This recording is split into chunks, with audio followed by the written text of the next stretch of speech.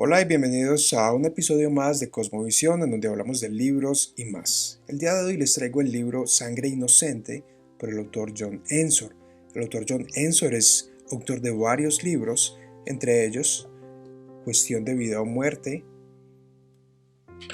Respondiendo al llamado. Son esencialmente el mismo. Este en inglés le pusieron Respondiendo al llamado, pero el otro es Cuestión de vida o muerte. Intervención para la mujer en crisis de embarazo, quiere decir, entre otros libros disponibles en amazon.com y en la página web. El libro que les voy a traer el día de hoy es Sangre Inocente, desafiando los poderes de la muerte con el Evangelio de la vida. Es un libro escrito en el 2011 por el autor John Ensor, repleto de versículos bíblicos, ejemplos históricos y más. Si lees inglés o estás aprendiendo inglés, te motivo y te animo a que lo leas. Voy a dejar el enlace de mi reseña en la descripción y bienvenido. No olvides suscribirte, darle me gusta y comparte. Disfrútalo. Sangre Inocente, desafiando las potestades de la muerte con el Evangelio de la vida. Libro por el autor John Ensor. El autor John Ensor es el fundador y presidente del Ministerio Internacional Pasión Vida. Como ya mencioné, ha escrito varios libros y lo que vamos a hacer es hablar un poco del libro. Vamos a compartir, ya que el libro no existe en español, vamos a compartir qué es lo que el libro enseña. Entre sus 6 libros publicados, incluyendo este, juntan muchas páginas, más de 1000 páginas probablemente. Estos escritos del autor resumen 5 preguntas básicas. Una, ¿qué dice Dios acerca de la vida humana, incluida la vida en el vientre, para hablar del no nacido? Número 2, ¿qué dice Dios acerca del derramamiento de sangre, es decir, el homicidio, incluido el aborto? Número 3, ¿cómo nosotros podemos llevar los creyentes el Evangelio de la vida, la restauración y sanación de la culpa y la vergüenza a aquellos que indirecta o directamente han experimentado el aborto? Y número 4, ¿a qué nos llama Dios para detener el derramamiento de sangre inocente y cómo lo han hecho otros, no solo dentro de la Biblia, Antiguo y Nuevo Testamento, sino también dentro de los 20 siglos de historia cristiana? Todo esto lo puedes encontrar si te interesa en la página web pasionvida.org. Pero el enfoque de hoy será la pregunta número 5, que generalmente no se enseña, digamos, el autor no la enseña dentro de sus entrenamientos porque ya es, digamos, otro nivel, por decirlo de esa manera, o algo para una segunda etapa. Y la pregunta es, ¿cuál es el plan de Satanás más efectivo para detener el avance del reino de Dios? Y como hará referencia posteriormente, esto está fundamentado de Apocalipsis capítulo 12. Ahora, el libro no requiere conocimiento previo a nivel teológico, científico o filosófico. Es sencillo de leer, debo decir que es desafiante, es fuerte, pero merece leerse, bueno, y por lo menos esta reseña la he colgado en mi página web y en mi blog para que puedas leerla si quieres y aprender un poco más acerca de este tema. El libro entonces, Sangre Inocente, hace referencia a que hay personas inocentes que mueren, y se refiere a inocentes no porque sean impecables o nunca hayan hecho nada malo o porque no tengan la naturaleza del mal en sí, sino más bien porque no le han hecho nada a nadie. Desafiando los poderes de la muerte con el Evangelio de la vida, hace referencia a las potestades satánicas que, digamos, el autor explica están detrás de toda esta ola maldadosa de muerte a nivel mundial, desde el inicio, desde los anales de la historia. Y con el Evangelio de la vida, que el Evangelio también se puede decir que está en guerra desde los anales de la historia, desde el mismo Génesis hasta Apocalipsis, pero fundamentalmente con la inauguración del reino de Dios con la venida de Cristo. El libro fue publicado en el año 2011 por Cruciform Press, y para aquel entonces la política de un niño por familia seguía en pie en China. Por eso el autor hablará mucho de el infanticidio relacionado con el sacrificio de niños dentro de China, cuya ley se modificó un poco en 2015. En cuanto a esto, el autor dice, el gobierno de China se mofa de que dicha política ha eliminado cerca de 400 millones de personas, dentro de un periodo de alrededor de 30 años. Casi un poco más del 25% de la población en los Estados Unidos. Existen hoy día 35.000 abortos diarios en China, pero como mencioné, eso significa 400 millones menos de personas nacidas en los últimos 30 años, que se traduce en 500 suicidios femeninos por día en China. Esto lo dice el autor el día en que está escribiendo el libro, el 2011.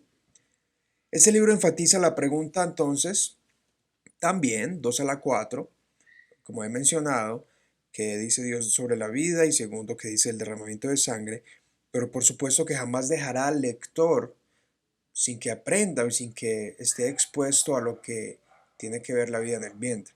Uno de los aspectos fundamentales para abordar en este tema del derramamiento de sangre inocente por el autor es suponer que la vida humana tiene un valor eterno, pero también un valor temporal, y que este valor es intrínseco, es decir, para tener valor solo se necesita ser un ser humano.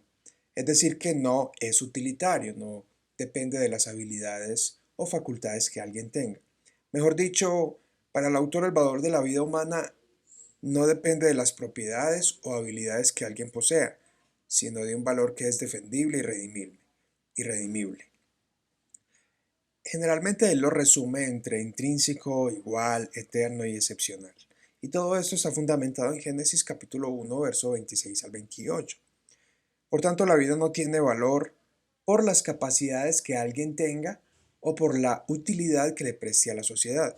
Por ejemplo, un billete de $100 recién sacado del cajero posee el valor que éste representa en su originalidad, portabilidad y respaldo. Pero si el mismo billete de $100 llega a ser arrugado, maltratado, pisoteado y sucio, ¿será que vale menos para nosotros? Por supuesto que no. Seguramente correríamos a atraparlo si lo vemos por ahí en la calle mientras caminamos. Similarmente, la vida humana tiene ese valor, aunque sea fragmentado, esté sucia por el pecado y afectada, sigue teniendo un valor para Dios. Y que fundamentalmente de allí parten los derechos humanos. Quiero que sepa que todos los recursos para aprender y profundizar se encuentran disponibles, como ya lo he mencionado, en Internet. El libro contiene elogios de autores y profesores afamados como el Dr. John Frame, quien ha escrito acerca de bioética médica, el autor Burke Parsons y por supuesto John Piper, autor de No desperdicies tu vida y que las naciones se alegren, entre otros. A continuación entonces la lista de capítulos. Y debo decir que para mí la lectura es un peso en la conciencia, es un gran golpe, es un llamado. Debo decir que el contenido es ampliamente bíblico, está repleto de citas bíblicas muy bien interpretadas y explicadas. Tanto desde el Antiguo Testamento hay conexiones y referencias cruzadas de manera cohesiva y convincente. Los versículos citados extraordinariamente por lo menos ese efecto tuvo en mí, es wow. No sabía que eso estaba en la Biblia y no recuerdo haber leído eso antes. Ahora tiene sentido. Uno de los temas centrales es que el derramamiento de sangre inocente tiene la solución con el derramamiento de sangre inocente, es decir, la sangre inocente de Cristo es aquello que propicia, para usar un lenguaje teológico, o cubre, o pasa por alto, o limpia todo pecado cometido, incluyendo el homicidio y el aborto, por supuesto, que es el enfoque del libro. Por ejemplo, puede recordar a Abel, a Caín y Abel, que era un sangre inocente que clamaba. De la misma forma, la sangre de Cristo, el autor lo presenta como la solución. La lista de capítulos es Preciosa sangre. Cristo murió por los inocentes. 2. Culpa de sangre. La respuesta divina al derramamiento de sangre inocente. 3. Sangre de propiciación. La propiciación de Cristo por el derramamiento de sangre inocente. Capítulo 4. Sangre en serio. El coraje de Cristo para detener el derramamiento de sangre inocente. Y capítulo 5. Guerra de sangre. El plan de Satanás para dilatar el triunfo final del Evangelio. Y tiene un apéndice con 6 cosas que te pueden ayudar a salvar al inocente. Esos son la lista de capítulos. El libro no es muy largo, es breve. Ahora, los aspectos teológicos del libro. Merece aclarar para aquellos fervientes y apasionados por el apropiado uso de las palabras y su significado dentro del sentido bíblico y teológico que el autor en ningún momento afirma ni defiende que los bebés son inocentes de por sí, como ya lo mencioné. No obstante, son asesinados sin causa. Sí son inocentes ante los otros humanos porque no le han hecho nada a nadie. El autor dice, el aborto es la forma más prevalente de infanticidio. Bien podría ser el arma más importante de Satanás contra la evangelización mundial hoy. Y al mismo tiempo, para aquellos fatalistas que se escudan en la neblina de la soberanía de Dios, el autor construye una defensa sobre la consistencia teológica de defender la vida temporal del ser humano, pues ya que ésta tiene valor eterno para Dios, su valor temporal. El autor hace un énfasis muy interesante en el valor temporal de la vida humana y que ésta merece ser defendida. De aquí se desprenden los principios de derechos humanos en cuanto a la que la persona tiene derecho a la vida, sin importar su color de piel, sexo, y que ésta ha de ser procesada judicialmente con un debido proceso. Queda claro que los derechos humanos se le niegan al no nacido. Cada capítulo está fundamentalmente basado en un pasaje bíblico, apoyado en una diversidad de versículos, historias, leyes y parábolas. O sea, involucra diferentes géneros literarios bíblicos. Por ejemplo, dentro de su introducción, el autor decodifica Deuteronomio capítulo 21, en el cual existen principios de jurisdicción, investigación, sacrificio y convocación a los gobernantes y líderes para que el pueblo sea librado de la culpa al encontrar un cadáver en su territorio. Este pasaje refleja bastante al canal de investigaciones Investigation Discovery, aunque el objetivo del pasaje, enseña John, no es descubrir quién lo mató, sino ser libres de la culpa y que la gente entienda cuán costosa es una vida para Dios por medio de un sacrificio costoso. A continuación, algunas citas del libro que subrayé en mi lectura personal. Hay muchísimas más, pero creo que estas son muy relevantes y dignas de compartir. El aborto es el sello del relativismo y el subjetivismo. El aborto es central a esta cosmovisión. Es el pegamento práctico que las mantiene juntas, afirma John Ensor. A continuación voy a proceder a citar algunas citas adicionales. El pueblo de Dios está llamado tanto a prevenir la muerte de los inocentes y la culpa de sangre que viene como resultado de esta. También dice profunda e inspiradamente. En lugar de tratar de comprender la voluntad de Dios y el llamado a ser fieles a ellas, miro este asunto del derramamiento de sangre inocente y la culpa de sangre desde la perspectiva de Satanás. Esta es una de las secciones junto al capítulo final que más atrae mi atención. ¿Cómo piensa Satanás cuando incentiva a que las naciones derramen sangre inocente, incluida la del vientre? John nos enseña. Satanás ve la conexión entre rescatar al inocente y llevar las buenas nuevas al culpable, pero la mayoría de cristianos no ven dicha conexión. El derramamiento de sangre inocente es y siempre ha sido la estrategia feroz del enemigo. Dice Apocalipsis 12:17. Entonces el dragón se llenó de ira contra la mujer y se fue a hacer guerra contra el resto de su descendencia, los que guardan los mandamientos de Dios y tienen el testimonio de Jesucristo. Aquí el autor hábilmente realiza una aplicación de este capítulo de Apocalipsis, haciendo una conexión con Éxodo 1 y 2 y con el Evangelio de San Mateo, para guiar al lector a que vea claramente, de manera indudable, el hecho de que Satanás, el adversario, el ángel caído, el tentador, la serpiente antigua, busca frenar o dilatar el triunfo final de Cristo y del Evangelio y la expansión del discipulado al promover estratégicamente, incentivar e impulsar el derramamiento de sangre inocente, principalmente de los infantes no nacidos o de los recién nacidos. Por ejemplo, en Éxodo, el faraón quiso asesinar a Moisés queriendo prevenir la liberación del pueblo escogido. Y para matar a un hombre, a un niño, a Moisés, estaba dispuesto a matar masivamente a muchos.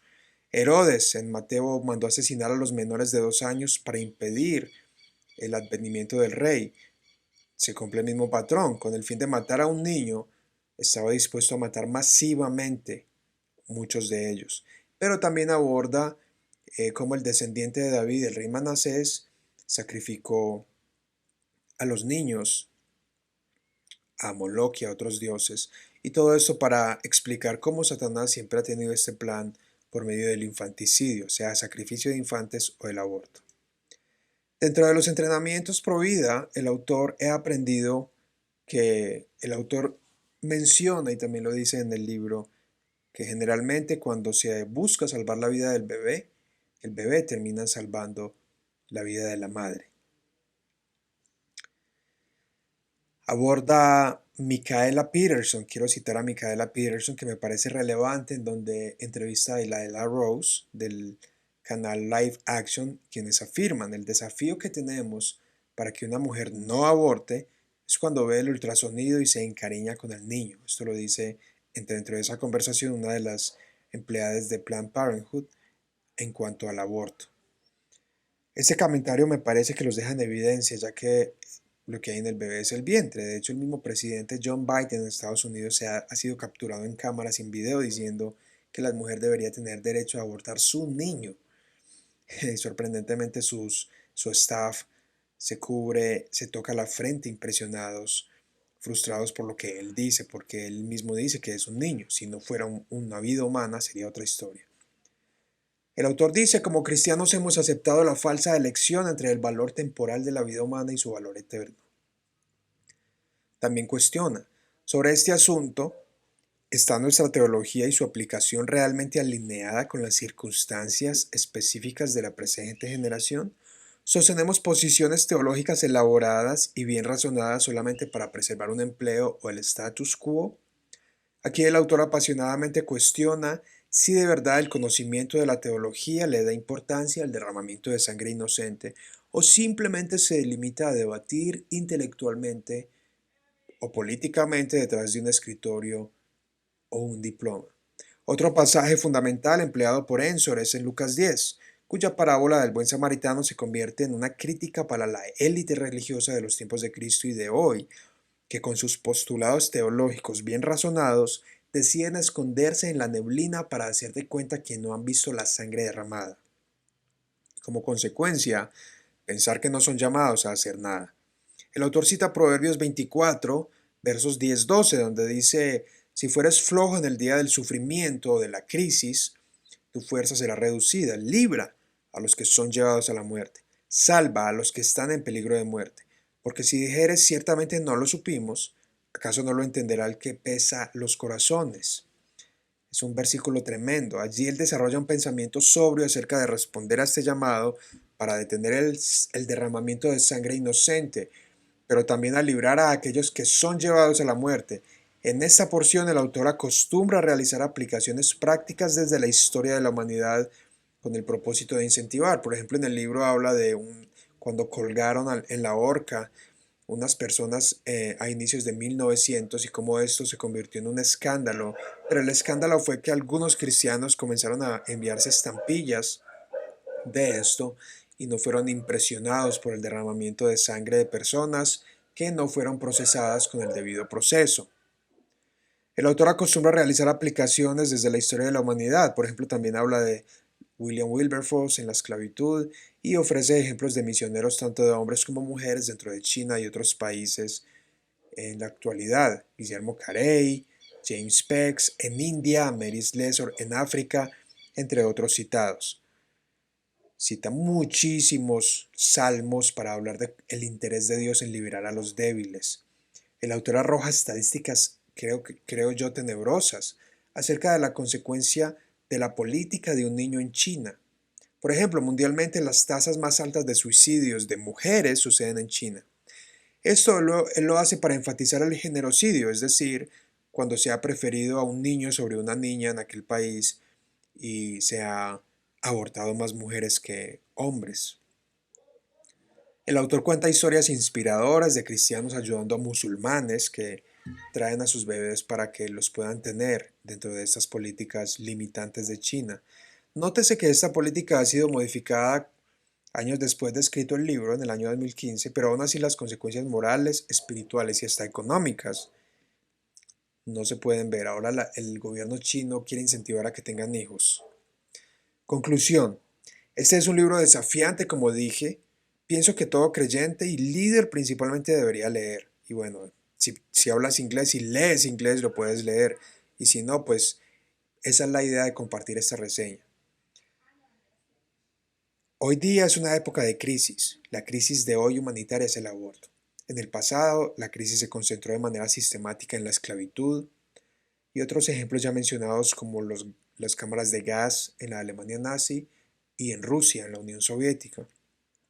En este libro el autor cita a André Trocmé, quien fue pastor francés y que arriesgó su vida para proteger la vida de judíos durante la Segunda Guerra Mundial.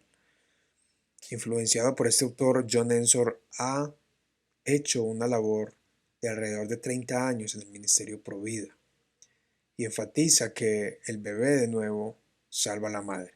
Si decides resistir el mal, afirma Ensor, y eliges hacerlo firmemente, entonces maneras de llevar a cabo esta obra se abrirán a tu alrededor. Más bien Ensor citando a André Trocmé. Dice, madres no cristianas, al igual que madres cristianas desde el año 73, que se legalizó el aborto en la corte de Roe contra Wade, se han practicado un aborto, afirma Ensor. Excepto las mujeres de hoy tienen como 80 años, excepto a las de mujeres que tienen alrededor de 80 años, de ahí hacia atrás casi todas han sido salpicadas de una u otra manera por el aborto.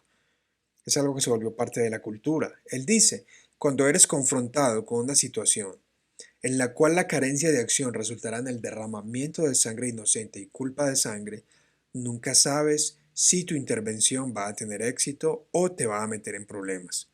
Es por eso que la fe demanda coraje. Algunos fueron capaces de cerrar bocas de leones. El día en que dejemos de alimentar el respeto por la vida humana es el día en que comenzaremos a disminuir el valor de la vida humana. De verdad que este es un libro fuerte y culpador, pero también alentador. El autor le dirá a usted la verdad en la cara. Esconderse en la neblina de nuestro raciocinio para poner la vista gorda y no denunciar la obra de las tinieblas nos revela que tenemos las manos manchadas de sangre, ya sea porque hayamos cometido estas acciones o porque no hayamos evitado que sucedan. Regreso a lo que dije al principio. ¿Será que tanta sangre derramada en nuestro país, Colombia o en otros países de Latinoamérica nos ha vuelto insensibles? Tenemos un país en Colombia que ha derramado mucha sangre. No dejemos que eso nos siga volviendo insensibles. No podemos juzgar, debemos ser conscientes, entender y responder el llamado a desafiar los poderes de la muerte con el Evangelio de la vida. Abajo voy a dejar algunos enlaces por si quieres aprender más y por si quieres adquirir otros libros del autor. Suscríbete al canal, puedes escuchar este mismo episodio en Spotify y espero que te haya gustado.